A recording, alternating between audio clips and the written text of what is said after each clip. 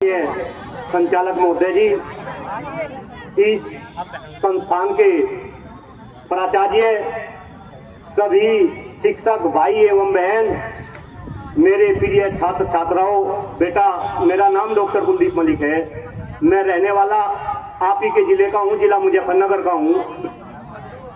मेरा सौभाग्य है कि मैं जिस पर्पज के लिए आया वो पर्पज आते ही सार मेरा सोल हुआ। आप बच्चे यहाँ पे सारे के सारे असेंबल है। बच्चों, मैं 10 मिनट आपसे बात करूंगा और बात करने का पर्पज, जो उद्देश्य है वो ये है कि वर्तमान में मैं ग्रेटर नोएडा के अंदर प्रोफेसर हूँ, कंप्यूटर विभाग के अंदर। मेरी धर्मपत्नी अमेठी विश्वविद्यालय में प्रोफेसर है। कुछ शिक्षक भाई एवं बहन मेरे से पहले से ही परिचित है। बेटा, मैं इस देश में 4 मुद्दों को लेकर काम कर रहा हूँ। इस देश की 4 गंभीर समस्याएं हैं। उन समस्याओं का समाधान करना पिछले 20 साल से मैं भी अपना घर बार छोड़कर उन समस्याओं के समाधान के लिए, जागरूक करने के लिए मैं पूरे देश में भ्रमण कर रहा। आज आपके बीच में हूं।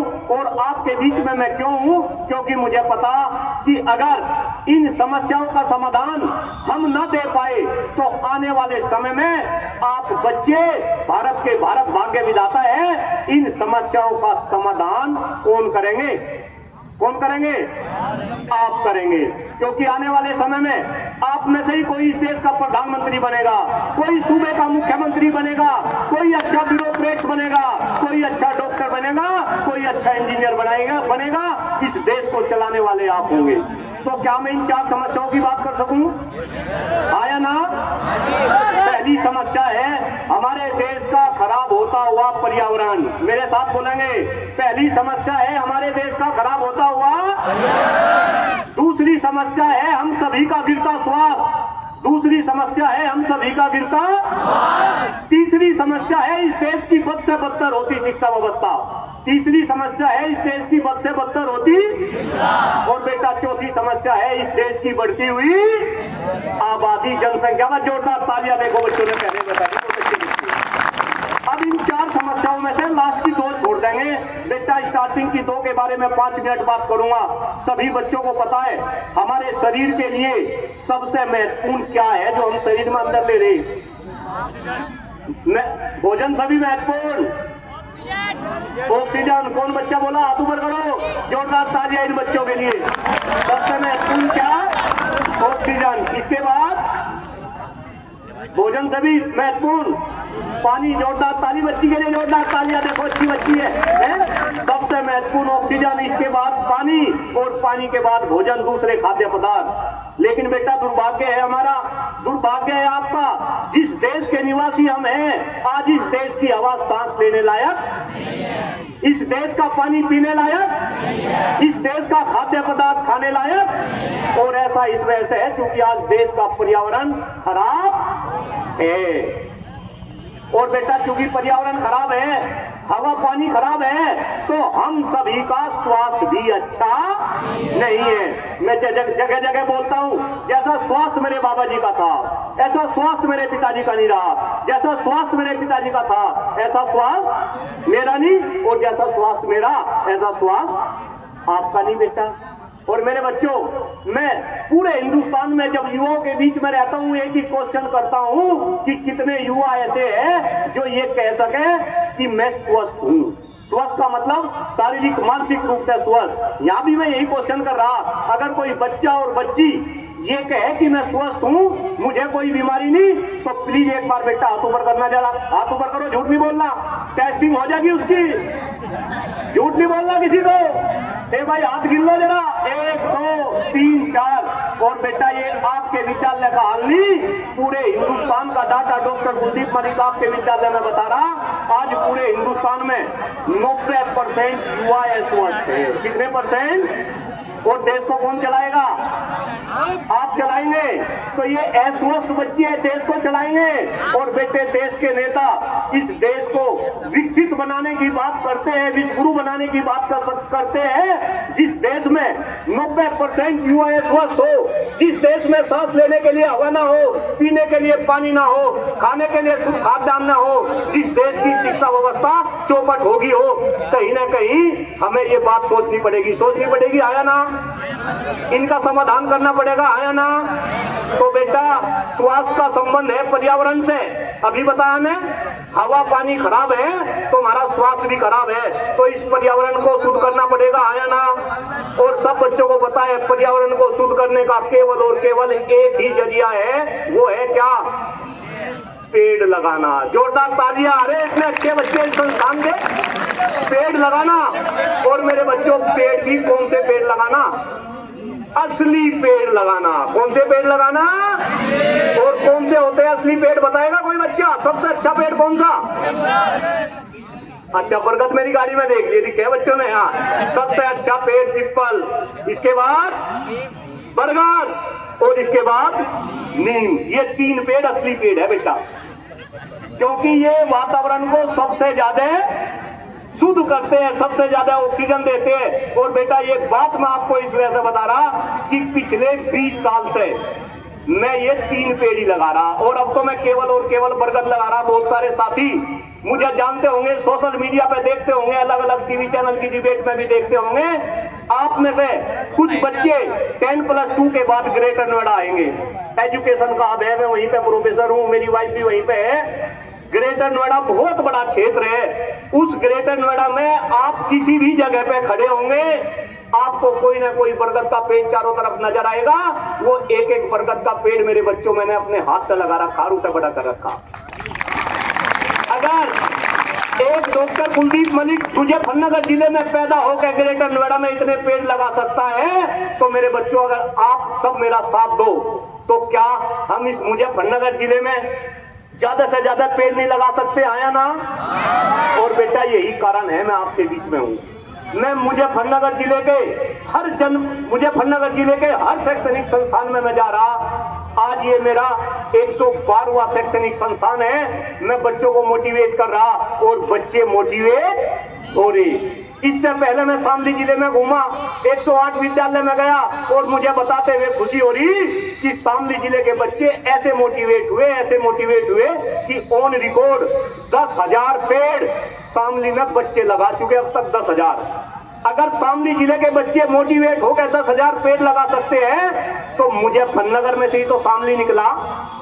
शामली तो बच्चा है हमारा।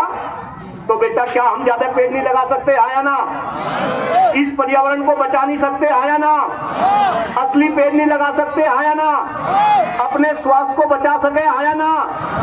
अब बेटा कौन सा ऐसा बच्चा है मेरे बच्चे जो मेरे इस काम में मेरा सहयोग दे सके? झूठ नहीं बोलना, मेरे सामने बच्चे झूठ नहीं बोलते। हाथ ऊपर करो जरा जो बच्चा पेड़ लगाएगा।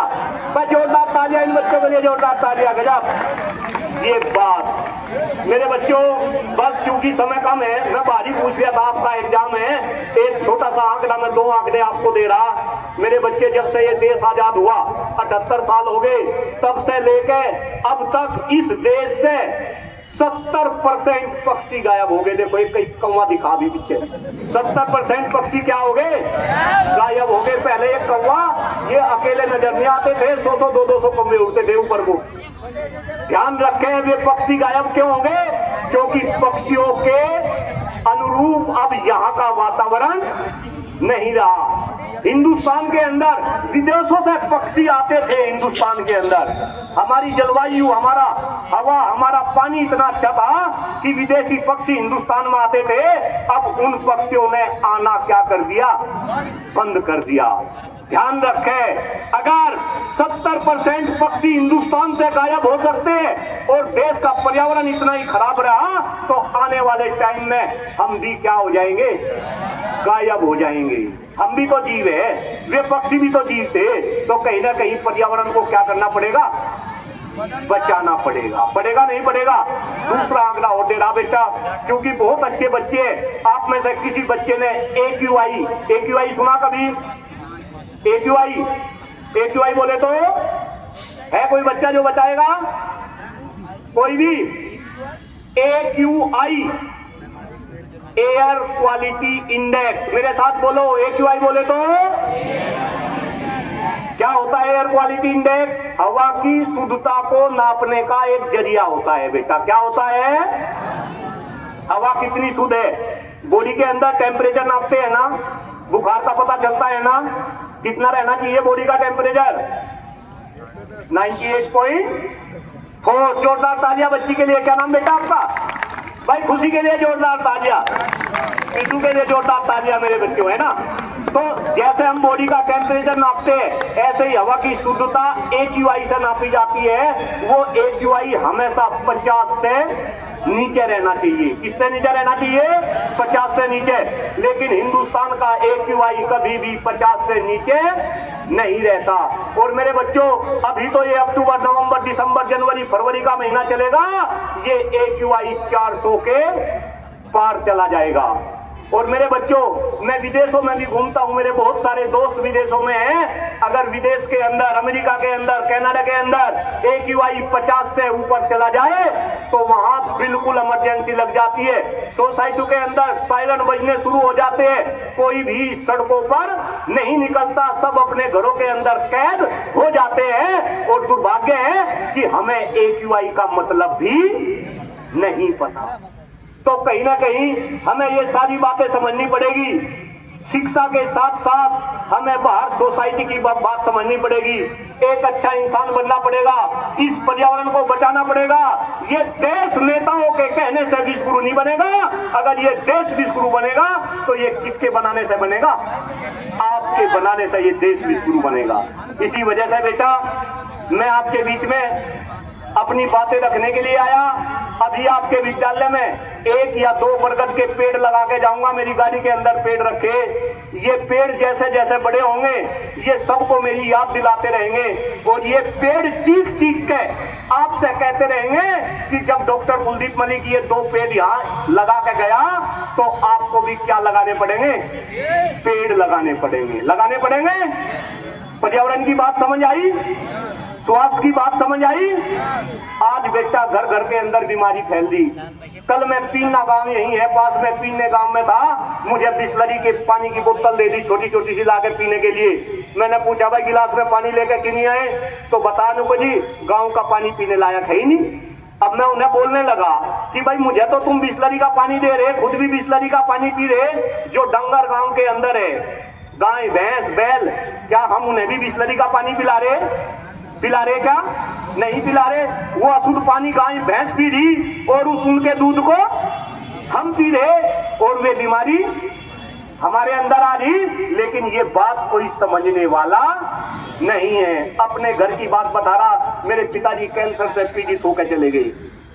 घर घर के अंदर कैंसर फैल रहा। मैं भी कभी हवाई घूमता था, पैसे की दुनिया में मैं था, लेकिन जब से पिताजी गए, अब बेटा मेरा ये रूप हो गया कि मैं विद्यालय दर विद्यालय आप लोगों को मैं जागरूक कर रहा। अगर आप जागरूक होंगे, आपने पर्यावरण बचाया तो ये देश बचेगा। अदरवाइज आने वाली पीढ़ी, खास तौर से जितने शिक्षक भाई बहन हैं, भाई हम भी सुन लें, आने वाली पीढ़ी हमें माफ नहीं करेगी। अगर एक डॉक्टर कुलदीप मलिक अपने जीवन में इतने पेड़ लगा सकता है, इतने पेड़ लगा सकता है कि बच्चों में संख्या नहीं बताना चाहता, तो बेटा फिर आप साथ क्यों नहीं देते? साथ देंगे, आया ना? आया ना? पर्यावरण बचाओगे, आया ना? पेड़ लगाओगे, आया ना? असली पेड़ लगाओगे, आया ना? बहुत बहुत धन्यवाद बेटा, आपको समस्या समझ आई। और बस ताली मेरे लिए नहीं बजानी, ताली मेरे लिए नहीं बजानी, ताली किन के लिए बजानी? इन गुरुजनों के लिए बजानी, इन शिक्षक भाइयों और बहनों के लिए बजानी, क्योंकि यही आपको रास्ता दिखा रहे। कैसे ताली बजाएंगे? जरा हाथ ऊपर करो, सारे बच्चे हाथ ऊपर करो, करो हाथ ऊपर करो, पहले बजाओ ताली, सभी शिक्षकों के लिए बजाओ ताली, बजाओ ताली, और जोर से, और जोर से। और बेटा कुछ बच्चे तो ऐसे ताली बजा रहे, ये वाली, ये ऐसे बजा रहे हैं। मोदी जी ऐसे ही ताली बजाते हैं ना, प्रधानमंत्री जी? ये ताली बजाने का तरीका नहीं है, ये गलत तरीके है। ताली कैसे बजाते हैं? एक बार मुझे देखो, ये चारों उंगली और ये अंगूठा, ये ऐसे पट्टा पट, बजाओ ताली, बजाओ ताली, ऐसे बजाओ। चलो बस 30 सेकंड के लिए एक ताली बजवा के जा रहा बेटा, आपको याद रहेगी हमेशा। राम के नाम पे, अल्लाह के नाम पे, वाहेगुरु के नाम पे, भगवान के नाम पे सब बच्चे ताली बजाएंगे। ताली कैसे बजानी? नहीं ऐसे नहीं, जैसे मैं कितनी बार भगवान का नाम लेते हैं, कितनी बार? अरे कौन बोला? कितनी बार? चुप। कितनी बार? 108 बार। भाई बच्ची खड़ी हो जा बेटा, तू इधर आ। ये बच्ची तो बहुत अच्छी बच्ची भाई, देखना आने वाले टाइम में ये बच्ची इंदिरा गांधी बनेगी, कल्पना चावला बनेगी, देश की शान बढ़ाएगी ये बच्ची। जोरदार ताली बजाओ बच्ची के लिए। कितनी बार भगवान का नाम लेते हैं? 108 बार। माला कितनी बार पूर्वते हैं?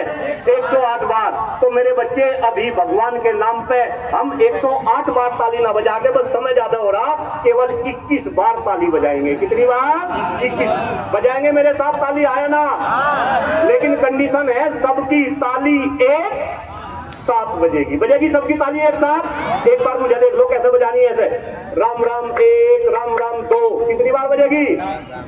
21 बार। करे शुरू? पक्का? एक साथ बजाएंगे। Let's start. राम राम 1, राम राम 2, राम राम।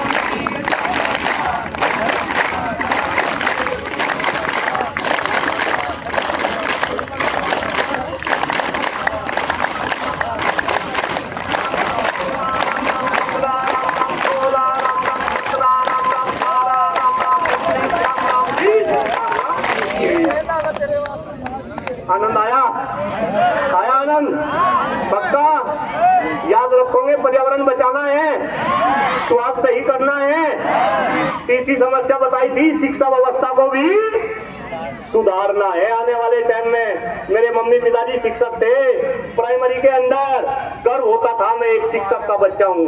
आज बेटा शिक्षा व्यवस्था, अमीर का बच्चा कहीं पढ़ेगा, गरीब का बच्चा कहीं पढ़ेगा, पढ़ के सब पेपर देने आएंगे, पेपर लीक होगा, पेपर लीक अमीर के बच्चे खरीदेंगे, फर्जी डॉक्टर बनेंगे, फर्जी इंजीनियर बनेंगे, फर्जी ब्यूरोक्रेट्स बनाएंगे। इस व्यवस्था को भी आपको क्या करना पड़ेगा? सही करना पड़ेगा।